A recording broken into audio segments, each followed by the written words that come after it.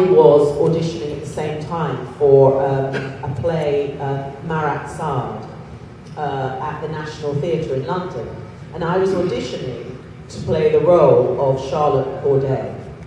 And I hadn't heard yet whether I had been given the role or not. So I was kind of like waiting.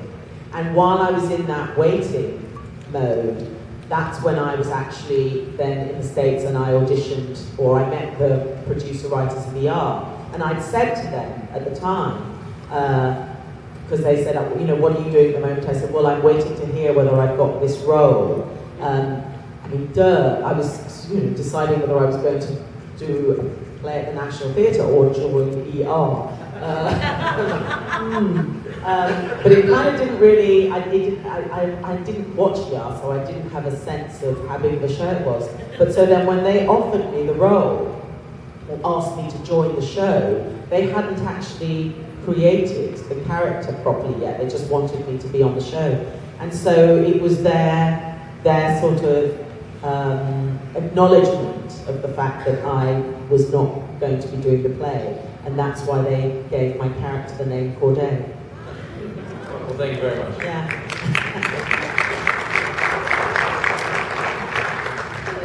Hello. So you were supposed to be here 4 years ago. And Was I? Yes, but that was my first convention ever, and I came because I bought the ticket because we were supposed to be here. Oh, I'm so sorry. That's okay. You were worth the wait. I was obviously working. I'm doing Doctor Who. I'm really happy you're here now. So that was my first convention ever, and coming to conventions has absolutely changed my life. Oh, fantastic. And I was wondering how the fandom has changed your life for the good. How coming to conventions has changed my life. And the fandom in general. Yeah, you know, I think the first convention I did was, I think it might have been the New York Comic Con, or it might have been Seattle, I can't remember. Anyway, I was a little bit scared, to be perfectly honest, because there's nothing like this. I've never seen such a huge number of people all dressed up. I mean, it's sort of like, it's a continuation from Halloween. And the Americans do it really, really well. I don't think in England or anywhere else in the world, I don't think people actually sort of take that much care and effort with their cosplay. And I think it's fantastic. I absolutely love it. I love seeing what you all do, because you're all so creative. It's amazing. I think the thing that, so the first few conventions that I went to, I wasn't quite sure how to handle them, and how to handle that amount of sort of attention. Because when I'm not acting, I'm just trying to be a mum and live my sort of regular life like anybody else does. And so to be in the company of all these people who are just sort of completely going crazy over my character, it took a long time for me to just relax with that, because it's not natural. It's not natural for me. I'm quite private actually as a person. So but I love it now. I absolutely love it, and I love looking. If I could actually walk around, I think I might have to put on a mask, but I would love to spend more time walking around the conventions without being recognised, but just observing the people, because everybody's so generous to one another. And I find that the convention environment is an amazingly welcoming and safe environment for people to be who they really want to be. And there's no judgment. I find that actually so inspiring. I really, I actually find it very moving, because everybody is accepted, irrespective of, race, gender, whatever. it's all allowed and everybody's sort of given the fist bump. So long may it continue, because I think it's a great home for people to just explore who they want to be. Thank you for coming. Thank you.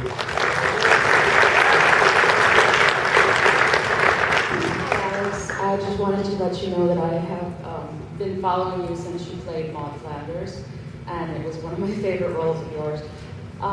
My question is concerning the first episode that you appear in, Silence in the Library. When you first got this role, how did you feel finding out that your character is quite literally meeting the Doctor for the last time, while he's meeting you for the first time? When you read the script, how did you process that, knowing that your character quite literally dies the first time she shows up? It's not like with Macbeth, where you know that somebody's going to pass away, because, well, Macbeth is a very tragic story, whereas this was all excitement, all creativity. Oh, by the way, your character dies in her first episode. Well, I think it's actually one of the reasons that I chose to accept the offer to play her, because when I read the 2 episodes, it's quite literally a page turner, and believe you me, you get a lot of scripts that are just dreadful. I mean, really, I question how on earth they're being funded to be made. The writing can be really bad, and this, I mean, Stephen's writing is just so sublime. I mean, literally, I was turning the page, and by the end of the story, I was in tears, and that's when I just thought, I've got to play this role. River doesn't know she's going to die, so when you're acting, you're only ever playing the moment. You're not thinking ahead in any way. She realizes towards the very end of her journey in her life, she realizes that her doctor, whoever that is, sent her on this task, knowing that this would be her last. So in a funny sort of way, whoever that doctor was, whenever that moment occurs, that is actually the major tragedy, because he knows he's seeing her for the very last time. But she doesn't know it until she makes the decision to sacrifice herself instead of the doctor sacrificing himself.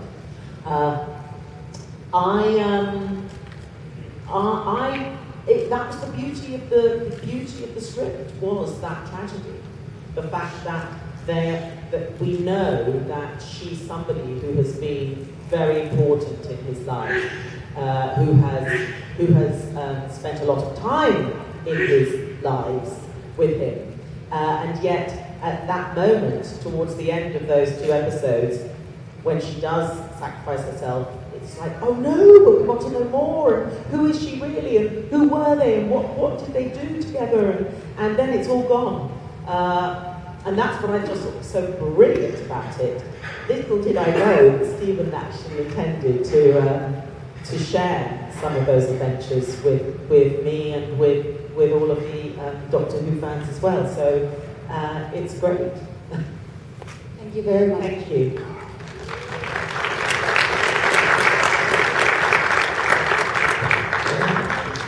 Hi. My question is, when you first kind of learned about River's character, how she's so tangible, she's like really outgoing, is there anything that you kind of disliked about her at the beginning that kind of grew on you as you played her more? I don't think in the first 2 episodes, I don't think there was anything that I disliked about her, because in a funny sort of way, I didn't have the time or the luxury to think about that. I just had to play her because she was then going to die. But certainly later on, when she starts to get a little bit badder, that I wasn't quite sure where Stephen was going with that. But the truth is, you just have to do it, because you know somewhere down the line it gets explained in the end. So you just have to commit. And now, actually, I quite like when she's naughty. And particularly in the Christmas special, she's really naughty.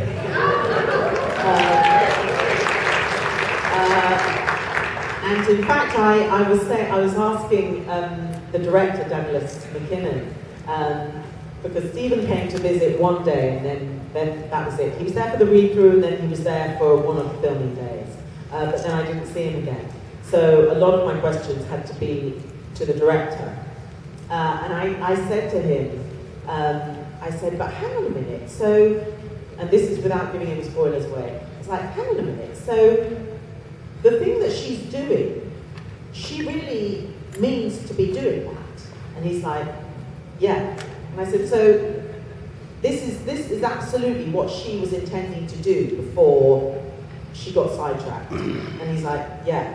And the thing that she was intending to do, and actually sort of did do, which you'll see, is really naughty. She shouldn't be doing it. She does. And actually that is part of the thing that I do like about her. Thank you. Thank you.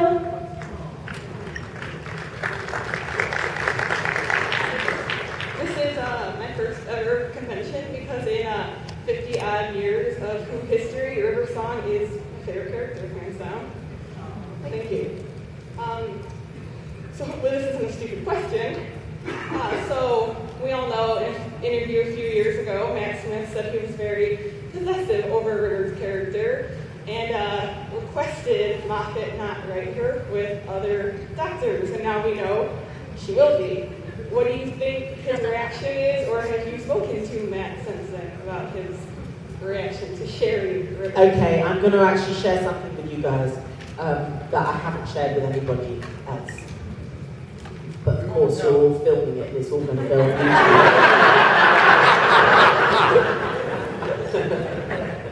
So I have to be very careful. I didn't tell anybody that I was going to do this because I knew that it wouldn't go down well with Matt. He literally had made Stephen Moffat promise that he wouldn't write for my character again because River was his doctor's wife, not anybody else's. He was very, I think in all honesty, it was, and Matt, well, whatever. I think the thing is that Matt is incredibly, he's a very passionate, sentimental person. You know, he really carries his emotions, and his emotions are absolutely genuine. He's such a nice man. But I think it was a much bigger deal for him sort of to not only play the part of the Doctor, but to succeed playing the Doctor. And I think it's sort of, and it's changed his life. And I came in and I was working with him on his very first episode, and sort of effectively there holding his and Karen's hand, although they didn't need to hold my hand, they could absolutely do it fine. But on a psychological sort of level, I was just there to protect them. And I remember I took them out for supper while we were filming that first episode. So before the public ever really got to know Matt at all. And I sat them down and I said, enjoy all of this now, because the moment that the first episode airs, your lives are going to change forever. And you won't ever be able to enjoy this degree of freedom ever again, and just be the people that you are right now. So really enjoy it. And they were sort of like, oh, no, wow, you know, it's not going to be like that for us. And of course, it was, and it is. And Matt, he's so sweet. He sort of really holds on to that and remembers that I was, I guess, so sort of concerned for them and wanting to really guide them through those first, the changes that were going to happen. So I think that's why he's possessive. It's not anything other than, he feels that mine was the special relationship with him and nobody else is allowed to have that sort of special relationship. So I didn't tell him. I didn't tell anybody. I was sworn to secrecy. And then when I got married in the summer, Karen couldn't make it, but Matt and Arthur were there. And my goddamn daughter went and told him. And so we were all, it was like at 4 a.m, and we were all kind of completely smashed. And he came up to me, he put his arm around me, and I thought he was just going to give me sort of, a nice hug and say, congratulations on being married. And he was like, I hear you're doing Doctor Who then.